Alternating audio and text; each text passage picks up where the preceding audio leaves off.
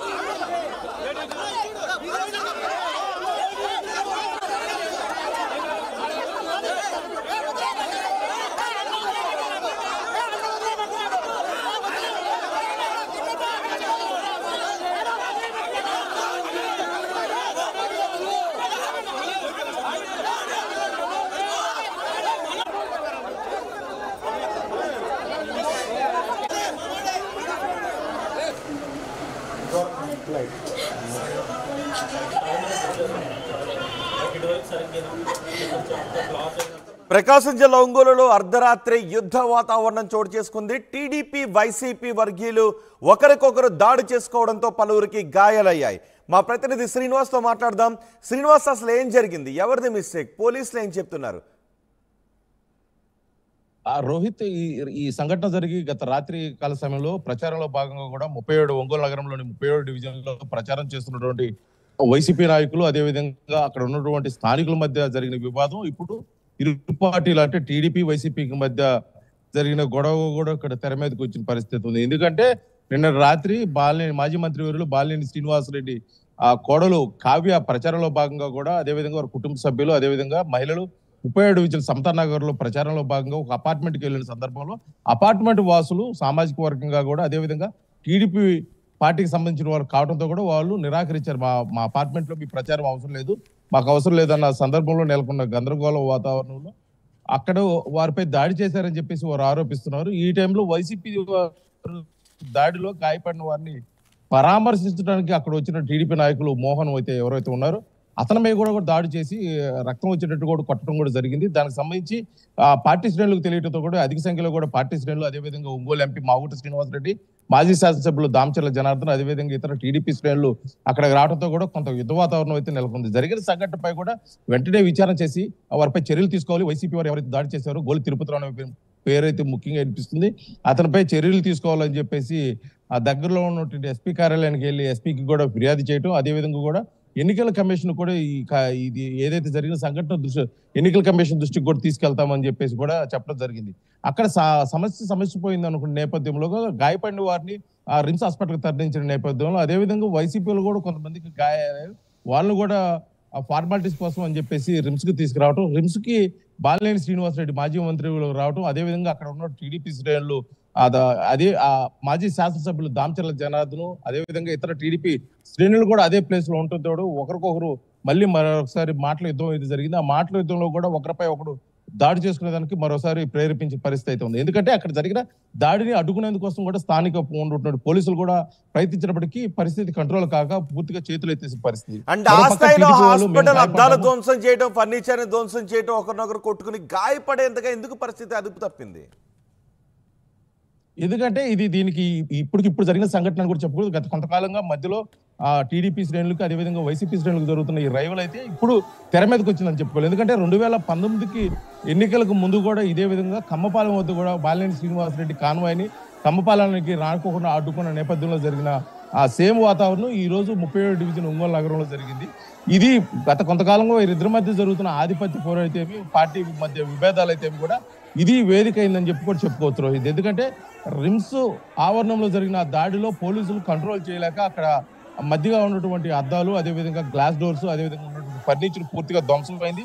ఇది కేవలం పోలీసులు ప్రోద్బలంతో వైసీపీ వాళ్ళు గూండాలు మాపై దాడి చేశారని చెప్పేసి టీడీపీ వాళ్ళు ఆరోపిస్తుంటే, వైసీపీ వాళ్ళు ఇది టీడీపీ వాళ్ళు కావాలని మమ్మల్ని రెచ్చగొట్టి ఈ విధంగా కార్యక్రమాలకు పాల్పడుతున్నారని చెప్పేసి వాళ్ళు అయితే ఆరోపిస్తున్నారు. ఎందుకంటే నిన్నటి వరకు నా మీద కానీ నా కార్యకర్తల మీద కానీ దాడి చేసిన సహించాం, కానీ కుటుంబ సభ్యుల మీద దాడి చేసిన సహించని చెప్పేసి మాజీ మంత్రి బాలినేని శ్రీనివాసరెడ్డి తెలియజేస్తుంటే, మరో పక్క ఒంగోలు ఎంపీ మాగుంట శ్రీనివాసరెడ్డి, అదేవిధంగా శాసనసభ్యులు దామచర్ల జనార్దన్ కూడా దీనిపై అయితే మేము సీరియస్ గా స్పందిస్తాము, దీనికి ఎన్నికల కమిషన్ దృష్టికి కూడా తీసుకెళ్తున్నారు. ఈ జరిగిన వాతావరణం మొత్తం చూసుకున్నట్టయితే ఇది కేవలం గత కొంతకాలంగా టీడీపీ శ్రేణులకు వైసీపీ శ్రేణుల మధ్య జరుగుతున్నటువంటి ఆధిపత్య పోరు. ఎవరైతే రానున్న 2024 గెలిపే లక్ష్యంలో కూడా ఇరువురు ప్రచారంలో భాగంగా ఉన్నారు. కాకపోతే 37 డివిజన్లో జరిగింది. మా ప్రచారం మా ఇంటికైతే, మా అపార్ట్మెంట్కి అయితే రావద్దు, మేము పూర్తిగా టీడీపీ వారు అని తెలిసిన నేపథ్యంలో అక్కడ జరిగిన వాతావరణం, ఘర్షణ వాతావరణం, చిలికి గాలు అనేవి ఇప్పుడు ఈ స్థాయికి అయితే వచ్చిన పరిస్థితి అయితే రిమ్స్ లో ఉంది. రిమ్స్ లో అయితే పూర్తిగా కూడా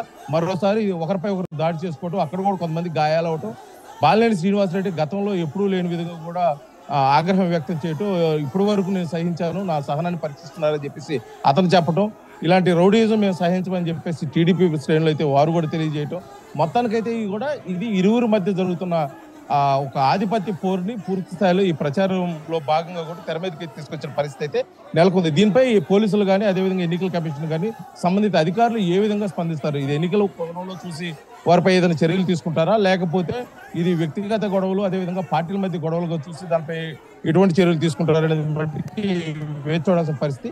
మొత్తానికైతే ఈ గొడవ ఈ రోజుతో సమస్య పోతుందా, లేకపోతే ఇది మరొకసారి పునరావృతం అయ్యి రానున్న 2024 ఎన్నికల లోపల ఇలాంటి ఏమైనా మరి పునరావృతం అవుతాయని చెప్పేసి కూడా పోలీసులు అయితే ఆలోచిస్తున్నారు. దీనికి సంబంధించి గట్టి బందోబస్తు, అదేవిధంగా ప్రచార సమయంలో కూడా ఏ విధంగా చర్యలు తీసుకోవాలని చెప్పేసి మరో పక్క పోలీసులు కూడా ఆలోచించే పరిస్థితి. ఎందుకంటే నిన్న జరిగిన సంఘటన దృష్ట్యా ఎస్పీ గారు అయితే కొద్దిగా సీరియస్ గానే ఉన్నారు. ఎందుకంటే అతను ఛార్జ్ తీసుకున్న 2-3 రోజుల్లోనే ఇటువంటి సంఘటన జరగడం కూడా కొద్దిగా ఇబ్బందికరమైన వాతావరణంగా భావించిన ఎస్పీ, దీనిపై అయితే నేను సీరియస్ గా చర్యలు తీసుకుంటా అని చెప్పేసి కూడా చెప్పడం జరిగింది. అదేవిధంగా ఇటు టీడీపీ వాళ్ళు, అటు వైసీపీ వాళ్ళు ఇరువురు కూడా మాదైతే తప్పు లేదు, తప్పు అంతా పక్కవారిదే అన్నట్టుగా వారు ఇరువురు ఒకరిపై ఒకరు ఆరోపణలు తీసుకున్నారు.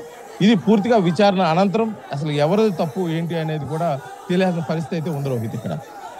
రైట్ శ్రీనివాస్, ప్రకాశం జిల్లా ఒంగోలులో అర్ధరాత్రి టీడీపీ వైసీపీ వర్గీయులు ఒకరినొకరు దాడి చేసుకోవడంతో యుద్ధ వాతావరణం నెలకొంది. టీడీపీ నాయకులు, వైసీపీ నాయకులు ఇద్దరు కూడా గాయపడ్డారు. పోలీసులు ఆ గొడవను అదుపు చేయడం ఒక దశ కష్టసాధ్యంగా మారింది. ఒకసారి రాత్రి చోటు చేసుకుని యుద్ధ వాతావరణం గురించి ఆ పార్టీ నాయకులు ఏం మాట్లాడారో చూద్దాం. చెప్పింది కదండి, వాళ్ళంటేనే నేను ఫోటో తీశానండి, అది నేను చేసిన తప్పి. వైసీపీ వాళ్ళు మొత్తం గుండాలు వచ్చి నన్ను కొడుతుంటే మా పిల్లలు అడ్డం వచ్చేసరికి పిల్లల్ని చూడండి కొట్టి ఎట్లా చేశారు, అబ్బాయిని ఇదిగొచ్చి ఇక్కడ పోయింది, చెవు వినపరావట్లేదు, మా చిన్న అబ్బాయి ఏది తల్లిని కొడుతుంటారని వీళ్ళు వచ్చేసరికి ఇదిగోండి కొట్టేయడమైన ఇంట్లోకి వచ్చి కొట్టారు వైసీపీ రౌడీలు. గోలి తిరుపతి రావు అనే వ్యక్తి, గోలి తిరుపతి అమ్మ 39వ డివిజన్ భర్త, గోలి తిరుపతి రావు చంపేస్తాను, మీరు 2వ ఫ్లోర్లో ఎట్లుంటారో చూద్దామని మిగతా వాళ్ళకు మా కింద వాచ్మెన్కు చెప్పి బెదిరించి వెళ్ళారు. మీరు మరి ప్రభుత్వము, ఎస్పీ గారు కానీ, పోలీసులు కానీ మాకు ప్రొటెక్షన్ ఇవ్వకుంటే మాత్రం మా కుటుంబాన్ని ఉంచరు. దయచేసి రాష్ట్రంలో కూడా మీరందరూ గమనించండి, వైసీపీ రౌడీజము ఇంకా కొనసాగుతుంది. వైసీపీకి ఓటు వేస్తే గినా ప్రతి ఒక్కరి ఇంట్లోకి, ఇప్పుడు మా ఇంట్లోకి వచ్చి కొట్టారు, రేపు మీళ్ళ కూడా వచ్చి చొరబడి కొడతారు. దయచేసి వైసీపీకి ఓటు వేయొద్దండి. వారి కోడళ్ళు మా డివిజన్లోకి వచ్చిందండి, 37వ డివిజన్లోకి వచ్చి వాళ్ళు వెళ్తుంటే వాలంటీర్ కనిపించింది విధులలో. వాలంటీర్ విధులలో ఉండకూడదు, ఎవరైనా ఫోటో తీసి ఈసీకి ఎన్నికల కమిషన్ పెట్టమని చెప్పారు. అందువల్ల నేను తీశానండి. తీస్తూనే తను వచ్చి ఏం బెదిరిస్తున్నావు, మీరు పథకాలన్నీ అయితే పొందేది ఇట్లా బెదిరిస్తుంటారు. లేదమ్మా, మా వారి ఎంప్లాయీ మాకేం రావు, అయినా నువ్వు విధులలో పాటించడం తప్పు కదా, ఎన్నికల కమిషన్ ఒకటే చెప్తుందన్నా కూడా ఏం చేసుకుంటావు చేసుకోపా, సరే నేను